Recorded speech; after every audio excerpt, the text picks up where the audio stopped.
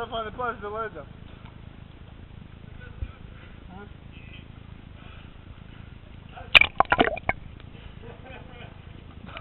Ajde, momci.